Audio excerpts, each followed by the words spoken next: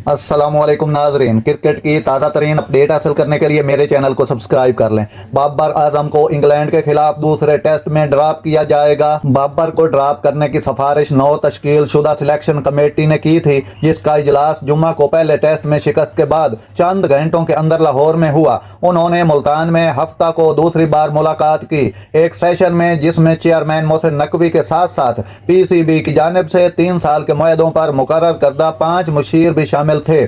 शिकस्त के फौरन बाद पाकिस्तान के कप्तान शान मसूद ने खुलेआम बाबर की हिमायत की, उन्हें पाकिस्तान का बेहतरीन बल्लेबाज करार दिया और खिलाड़ियों को मजीद वक्त देने के मुतालबे को दोहराया।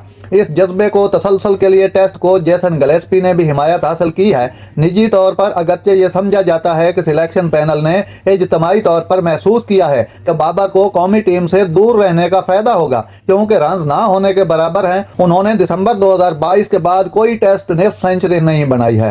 नए तश्कील शुदा सिलेक्शन पैनल में आकिब जावेद, असद शफीक, अजहर अली, साबिक ICC अंपायर अलीम डार, तजियाकार हसन चीमा और उस फार्मेट के कप्तान और हेड कोच शामिल हैं, जिसके लिए स्क्वाड का इंतखाब किया जा रहा है।